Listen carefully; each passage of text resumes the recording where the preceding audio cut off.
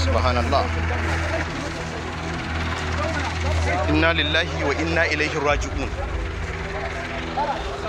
Inna lillahi wa inna ilayhi raji'un. Inna lillahi wa inna ilayhi raji'un.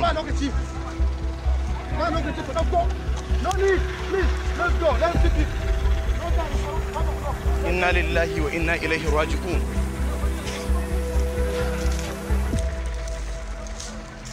Inna lillahi wa inna ilayhi raji'un.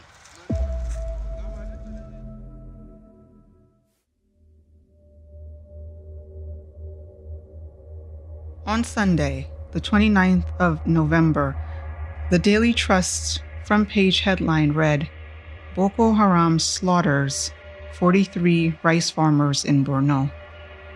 What you just heard was the voice of a man who was on site to recover their bodies.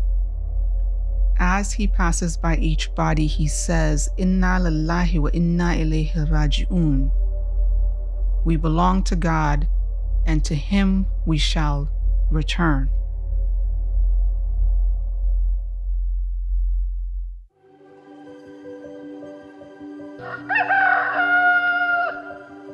On Saturday, the 28th of November, the village of Zabarmari woke up to elect their local government chairman.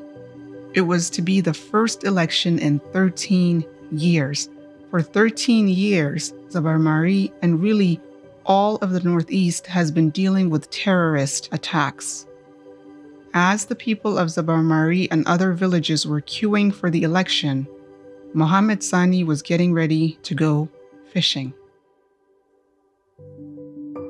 Zabarmari is a village in Jere local government, which is in Borno state. Borno is in the northeast, so if you're looking at a map, it's in the upper right. Borno state has a land area of over 70,000 square kilometers. This is the size of Bayelsa, Rivers, Delta, Imo, Akwa Ibom, Abia, Anambra, and Ebonyi combined. That's 8 states. The capital of Borno is Maiduguri. That's also its largest city. Zabarmari is well known for its rice farms. According to the Food and the Agricultural Organization of the United Nations, Nigerians consume 14 billion bags of rice in 2018. So yes, we eat a lot of rice. In Zabarmari, rice farming happens twice a year, during the dry season and then again during the rainy season. According to a report by the Daily Trust, Zabarmari farmers produce between 500,000 and 700,000 bags of processed rice every year. This is actually a low number due to the terrorists, which prevents some of them from going to the farm. Without the terrorists, more would be able to farm.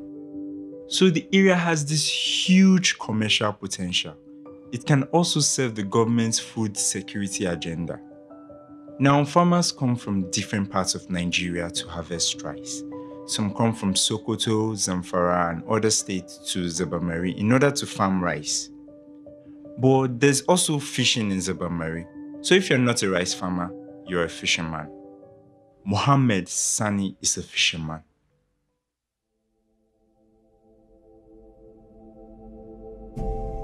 That day, while the elections were ongoing, Mohammed and his friend had gone out to fish in Koshebe. Koshebe is another community near Zabarmari. Mohammed says that as they were walking, they were approached by men with guns. They said they are looking for pots. We told them our pots are far away, so they told us to walk on with them. Mohammed and his friend did as they were told. As they walked together with the armed men, they met some rice farmers. The farmers had pots. Sometimes farmers carry pots in order to cook. They may either spend long hours or even several nights on the farm, so they need to eat. They told the rice farmers to bring the pots and ordered the farmers to come with them. All of us, the farmers and the fishermen, they collected us all together. The armed men were presumably members of Boko Haram. According to the Council on Foreign Relations, Borno has suffered over 30,000 deaths as a result of insecurity in the region since 2011. The peak of this was in 2014. That same year, the Chibok girls were abducted. That year, there were over 8,500 deaths in Borno alone. By 2019, that number has gone down to about 3,000 deaths.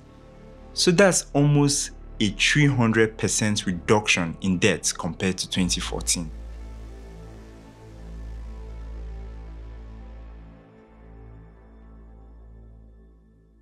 And we saw reduction because in 2015, when President Muhammadu Buhari was inaugurated after Jonathan, he made this a top priority.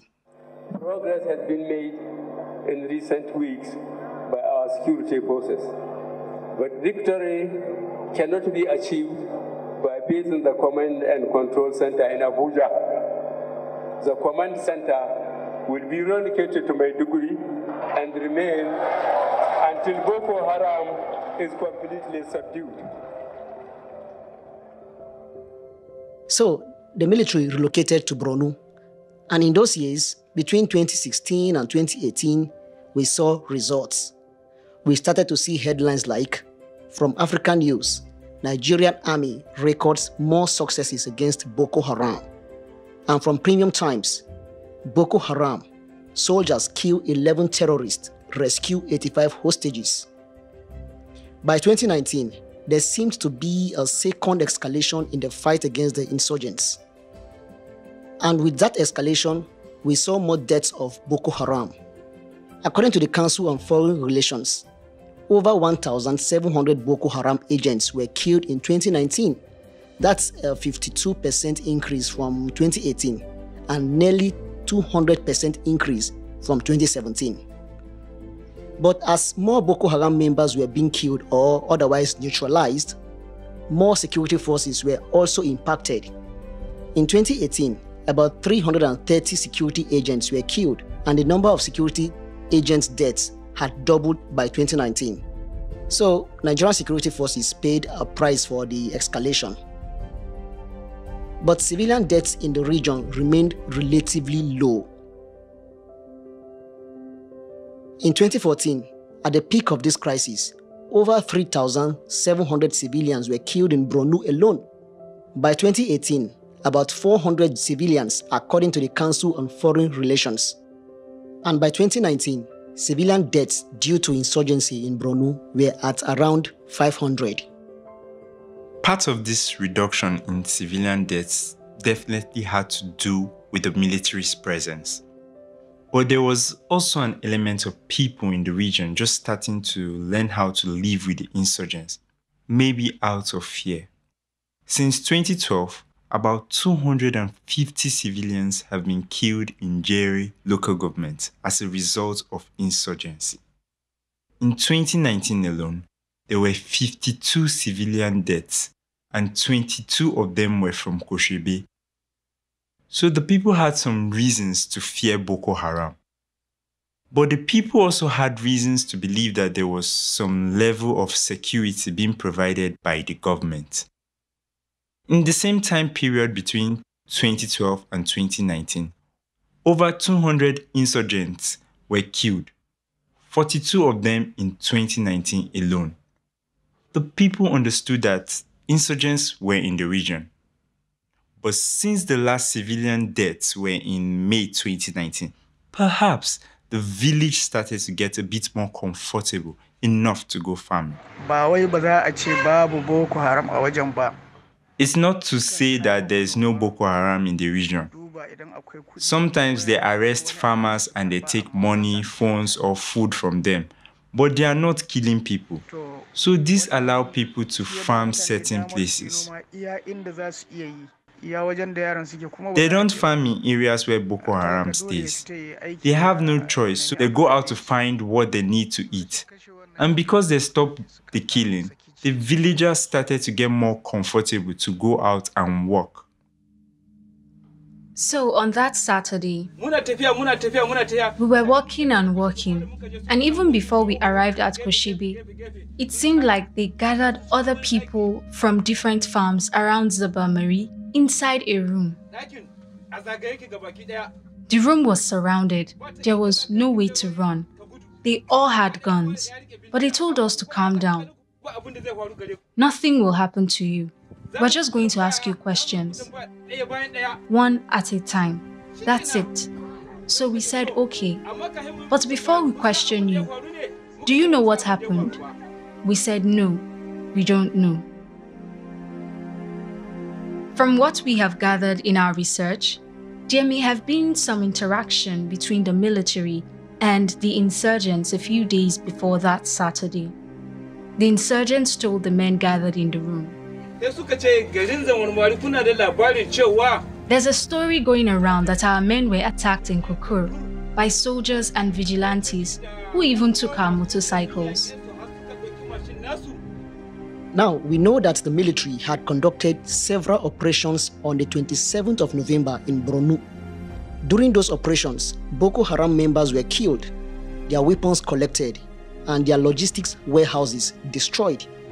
We don't know if any of those operations are related to what may have happened in Kukur, but we do know that the insurgents somehow came to believe that, the farmers in the area had provided some information or some kind of assistance to the security forces.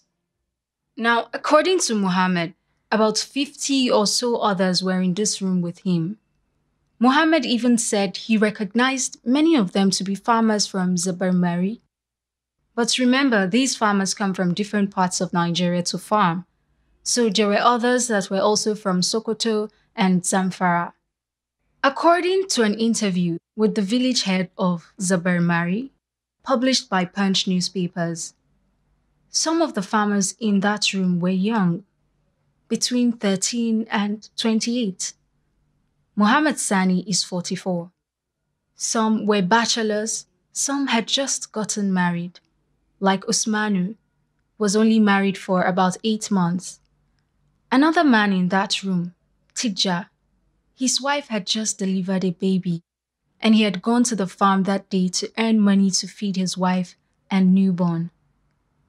18-year-old Mustapha just finished SS2 and was looking forward to his final year in secondary school. 2 brothers, Musa and Usman, were also in that room. Usman was soon to be married.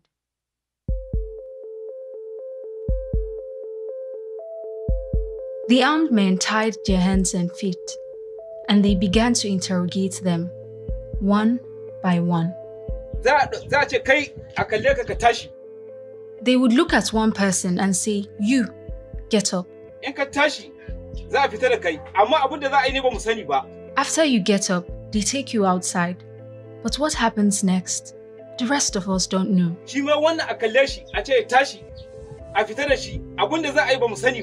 Then they come back for another person. "You, get up." They take him outside, but what they do, we don't know.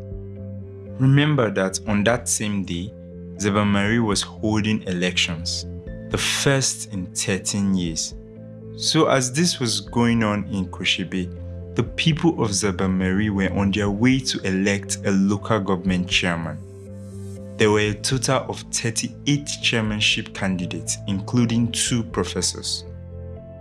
Elections started at 8 a.m. and were scheduled to end by 2 p.m. African News reported that over 5,000 internally displaced persons voted in the local government elections. Back in the room in Koshibe,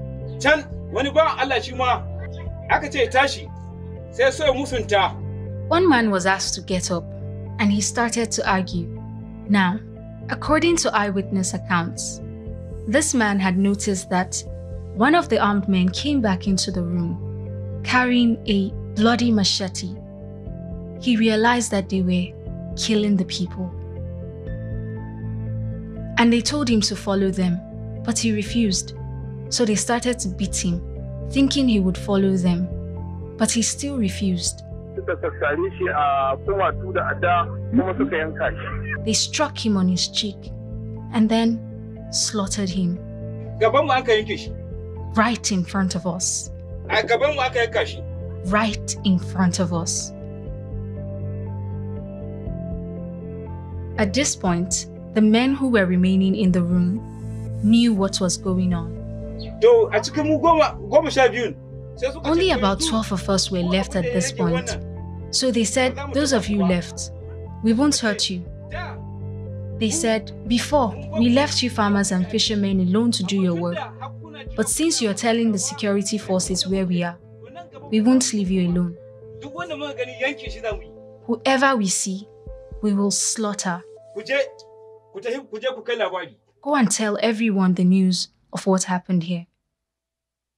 Based on what we could gather, that same Saturday evening, security forces were able to locate the bodies and recovered about 43 of them. They brought the bodies back in the evening. The governor heard the story and asked them to wait until morning to bury them.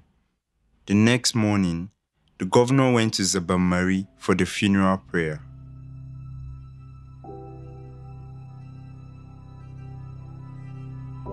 That morning, Sunday the 29th, 43 bodies were laid on a makara, which is like an open coffin, and arranged in 6 rows and 7 columns. Each body was wrapped all in white and tied at the head and feet. The coffins were laid on the ground facing the direction east. Several hundred villagers, including the governor, Babagana Zulum, stood in front of the bodies to pray.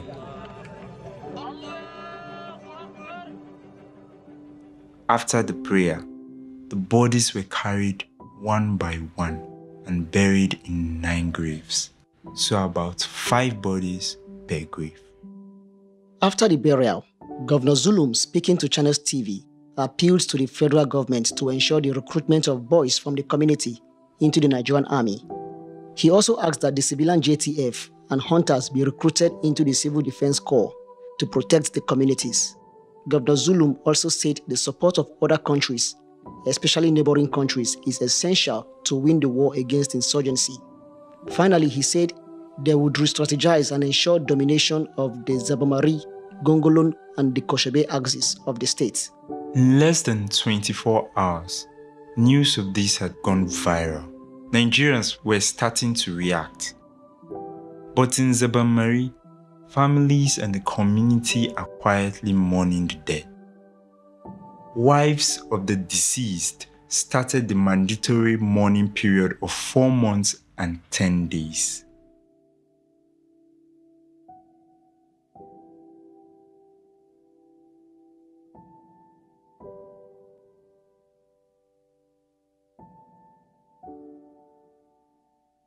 Now, News Diary reports that on December 3rd, families of the bereaved received 600,000 naira each and bags of food items from a committee assigned by Governor Zulum to convey external donations to the victims.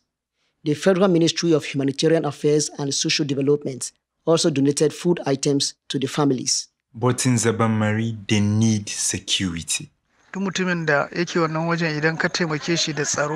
If you provide security in this area, don't give food or money. The people will provide you with food. If God forbid the people of Zabarmari leave this place, even the people in Maiduguri will be afraid to stay. The people are impatient because the security forces have not been able to provide security for them. Even now, the insurgents are going around burning the rice fields. We pray to God that this is the last time, and we are praying for God to bring an end to this. But we beg the government to urgently bring in soldiers that are up to the task and can help us secure our lives and our livelihood. For Muhammad Sani, he has no intention of going back to fishing. My friend, I've let my fishing traps go. Honestly, I am not going back. I am not going back. I have given up.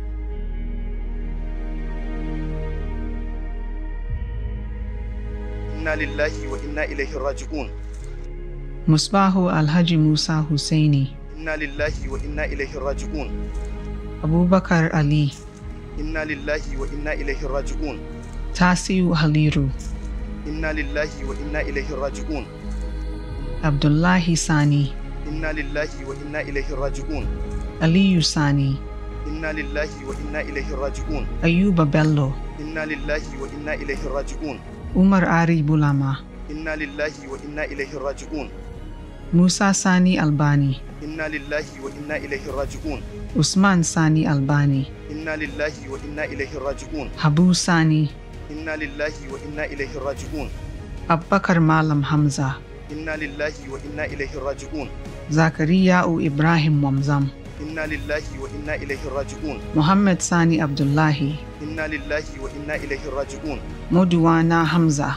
Inna lillahi wa inna ilayhi raji'un. Malam Hamisu. Inna lillahi wa inna ilayhi raji'un. Mawiya Jamilu. Inna lillahi wa inna ilayhi raji'un. Ibrahim Nasalele. Inna lillahi wa inna ilayhi raji'un. Bashiru Bala Alhaji Bawa. Inna lillahi wa inna ilayhi raji'un. Nasiru Adam. Inna lillahi wa inna ilayhi raji'un. Tasiu Akilu Isa. Inna lillahi wa inna ilayhi raji'un. Gado Abdullahi. Inna lillahi wa inna ilayhi raji'un. Rabiu Ibrahim Abdullahi. Inna lillahi wa inna ilayhi raji'un. Bala Abdul Muminu Musa.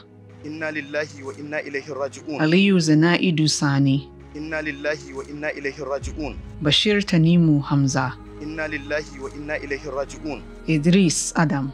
Inna lillahi wa inna ilayhi raji'un. Lawali Yusuf Ibrahim. Inna lillahi wa inna ilayhi raji'un. Jafar Aliyu Tanimu. Inna lillahi wa inna ilayhi raji'un. Kashim Nasiru Usman. Inna lillahi wa inna ilayhi raji'un. Abu Huraira Usman Abubakar. Inna lillahi wa inna ilayhi raji'un. Ali Muhammad Danginga. Inna lillahi wa inna ilayhi raji'un. Bakura Mala. Inna lillahi wa inna ilayhi raji'un. Modu Mala. Inna lillahi wa inna ilayhi raji'un.